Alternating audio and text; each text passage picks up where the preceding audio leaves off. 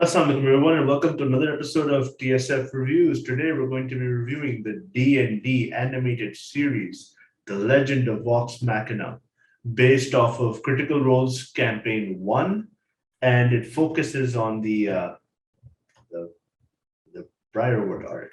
Yep. Those damn Briarwoods. They took everything from me. They took my family. They took the town. They murdered everybody. Okay. I Okay. want them dead. Man, your Percy is showing up. Silas, Delia, Yes. Dr. Anna Ripley. Okay. Your soul is forfeit. Okay.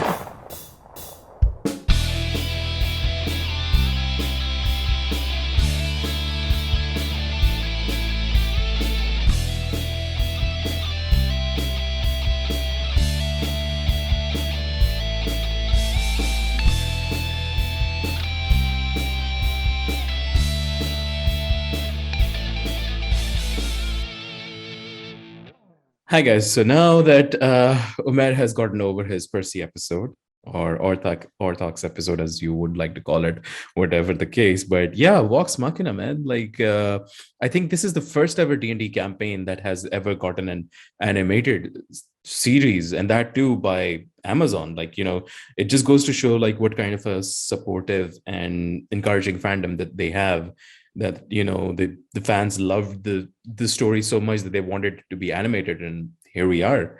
So I mean, the overall show, of course, those people who have not been part of Critical Role before, for them it's the adventures of some misfits, and in this particular season, one of them, Percival de Rollo, or as his full name goes, Percival Frederick Steinwald Musikowski de Rollo III. I revised that one. So we are focused on his story and what is called the Briarwoods arc. So I think for the first campaign, they really went not too much information, like just enough so that everybody is just immersed in this narrative, as well as you're just enjoying whatever things are being done. So Umair, you are somebody who I've known to be in the Dungeons and Dragons scene for a very long time. You're a DM as well. So for you, what was this season like? Honestly, this season was a lot. It was mostly everything for me. I mean, I couldn't put it away. It was hard to be like, okay, let's take a break and do something else. Yeah. Right. I watched it. I started it a bit late. I started, I think, when episode 4, 5, and 6 had already come out. I think actually nine episodes had already come out when I started watching it. And I watched it 4 episodes over the course of 3 days. By the time the finale had come out, I had watched the entire series. I watched all of the finale on the day that final episode came out, the day I did this cosplay for the first time. I just enjoyed the show a lot. The characters are so well developed. The stories are like, there's nobody, like everybody shines equally, even though the story is focused on one character. And there's a lot of references to, like, there's a lot of stuff that you can just tell is Dungeons and Dragons, right? You can tell when something goes wrong, it's a critical failure. When something goes incredibly right, it's a success, right? And it's just everything felt so D&D. Like all their dialogue felt D&D. Like this isn't something that somebody in like this world would say. This is something that somebody like us would say while we're playing these characters. True. Right. True. So all the characters are fleshed out. The world was incredibly fleshed out nicely. It really makes me want to listen to the Critical Role campaign, if I'm not lying. So yeah, I just overall loved the show a lot. I mean, I can't think of a reason not to like it. Maybe in a few places where it felt like it might have dragged, or it felt like very fillery in some places. But that's because they had to cover like an arc into a certain amount of time, so it makes sense. But still, there were some places where it kind of dragged a bit, and the storytelling was slow. But the gags and everything were nice. They were. Scanton is usually one of my favorite characters. Scanlan is pretty much like everybody's favorite. Scanlan is basically us So, or Scanlan is actually a few of our friends, if you know them, Yeah, because they always play a bard, and this is exactly what they will do. Bards yeah. are chaotic, so they would pretty much ruin anybody's campaigns for sure.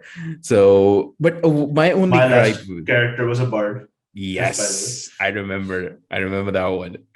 But like the only gripe I have is with the characters of Silas and Delilah. Like initially, of course, Silas is portrayed as the main big bad. Like, yeah, he's the boss basically. But Delilah keeps on outshining him in a way. Like, of course, this is just me being Hmm. nitpicky or something, but it's kind of like he just goes out a bit too easily if you think about it. Like, yeah, I Hmm. get it, it's a D&D campaign or something, but when you're turning that into an animation, you can sort of make him a bit hard to kill.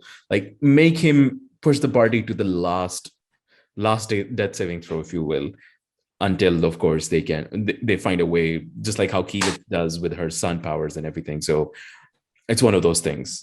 That's the only gripe that Hmm. I have. But aside from that, I really like Percy's character, like his whole struggle with his trauma and also his whole thing with revenge. If you sort of read between the lines, that's his like the whole manifestation of Orthox as this vengeful spirit. It's one of those Hmm. things like, yeah, vengeance is not always good and it just clouds your judgment in a way, which is convenient because the demon was shown in a smoke like form. So Hmm. I felt that symbolism a lot. Like, okay, that it is how it is. Like, vengeance can sort of tear at you, and then you have the portrayal of the Stockholm syndrome. Although I am very sure that was less of a Stockholm syndrome and more of a possession from the Briarwoods of his sister Cassandra. I So think it's more. I don't think it was possession. I think it was more the environment that she was put in, like having to have her brother abandon her. She just kind of broke and kind of decided that this is the path I'm going to take now. There's yeah, nothing to suggest that she was possessed or anything. I wouldn't even call it Stockholm syndrome. I think it was just her internally kind of just deciding, okay, the Derolos are no longer something that I'm a part true. of. Right. Because there was a small hint of it, like when she finally turns on the party, and Vax sort of slides in and points his dagger at her. So there's a very faint hint of like green in her eyes, which like just how Silas tends to sort of like possess people. So I Right. thought maybe it's like could be 30% of that possession, but 70% more of like how brainwashed she is. But then again, of course, she does make a comeback. But I even though I have seen the campaign, but that betrayal, like how the gun, how on the list her name comes out, Cassandra Derolo, and I've seen reactions online of people going just like awestruck. They're like, "Oh no, we didn't see this coming." So definitely one of I those. saw it coming. I did. I knew it. I knew it. I knew, of course, that she's gonna betray him, but I still loved it. I still loved it. I was still shocked. No, like I will still remember like when we were watching the show and I told you you sent me the five names for this cosplay. The last three episodes hadn't come out yet, Yeah, and I was telling you that I know it's Cassandra, yeah. I didn't right? want to Because spoil you. I know you didn't want to spoil it, but I was like I just have a feeling it's Cassandra. It's Cassandra. Yeah. But Yeah. you can see like Percy's own struggle. Like, all his life, people have just abandoned him. And now suddenly this gang of mercenaries, gang of misfits who have nothing Hmm. in common, who have nothing to do with each other, suddenly they're family. Suddenly it is what it is. So lo and behold. So yeah, I think overall this season does a very good job, like of telling a good story without too many characters involved, but with also talented voice actors involved. Right, Very talented voice actors. like of Very course, talented voice aside from the actors. cast, like you have Matthew Mercer, you have Liam O'Brien, Laura Bailey, all of these guys. But aside from them too, like you have Stephanie Beatrice, you have David Tennant, you have Dominic Monaghan, and there's so many people who have come in to voice that, and it's just a tantamount, like how much they want to help the community because they're a bunch of voice actors. They could have easily voiced all of the characters given how diverse they are, but Easily. they chose to like spread it out to the world. Like, yeah, just go with that. So who would you say your favorite character was, aside from Percy, of course, aside from the main? Oh, aside from the main characters. That's kind of hard to say. I mean, I did like the main characters were so much in focus. It's so hard to Hmm. say who you like that wasn't a main character. Villains, I like the silver tongue guy. I forgot his name. Professor Anders. Professor Anders. Yeah. Professor Anders, yes. I like Professor Anders. He Hmm. was a really, really good character. Hmm. Uh I liked I liked Vax, but he's a part of the main team. Uh like it's so hard to say who you like outside of that. Okay. There were so Fair many enough. there were so many times where it was so many times where I'd be like, oh, look at that cute little sheep, and then all of a sudden the dragon stomps on the sheep, and then it's like, oh my god, what is this? And they're dead. And then there's the foreshadow where Pike just blesses the house, and I'm just like, oh no. No. The moment I watched that, I was like, oh no. Yeah, that's not gonna work out all too well. Yeah. For me, it was Sean Gilmore, the shopkeeper, and also Oh because yes, of course. How can I forget the Sean shopkeeper? That Gilmore, guy is just it's that like the guy is word flamboyant. The flamboyant is the word that just describes that guy. And I personally loved all the screen time that he got. Although he's a very big character coming into the later arcs, not exactly campaign 2, but campaign 3, he tends to play a good role as well as in the Tales of Exandria. But like he's one of the most beloved characters in this universe. So that was definitely a breeze to see him. So now, yeah, I guess we can move to ratings. For me, it's like an easy 9 out of 10. Not too much beating around the bush. A little bit lacking on the villain side, but yeah, that's fair. I mean, it's a starting campaign. You don't want to have like a very complex villain just brought out for 12 episodes. So I think that was interesting enough for me. So okay, it's a good 9 out of 10 for me. it's a 9 out of 10 for me too. And I, mostly for the reason I agree with you on. It's like the villain just didn't feel like a big threat to me, right? It's not the threat you'd expect.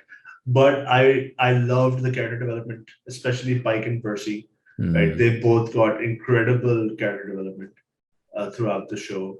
I loved Scanlan. I loved Vex and Vax. I love everybody on this show, honestly, and Hmm. I'm looking forward to a season 2, however many years it takes for us to get that. True, I true. think we might skip a year and get it later, because I think that's the new trend That's the new nowadays, that we're trend. Yeah. skipping a year. Yeah, so it's like even Invincible, we didn't get Invincible this year. Hmm. So yeah, 9 out of 10 for me. 9 out of 10. So yeah, I guess this is the end of our review as well. Do let us know what you think about Vox Machina, and if you're also going to be following Critical Role's other campaigns, which are Campaign 2, Might the Mighty Nine, and Campaign 3, which doesn't have a name yet exactly, but it will soon for sure. So with that, we are going to sign off. Keep each other safe, and we'll see you in the next review. Take care. Bye bye. Yep.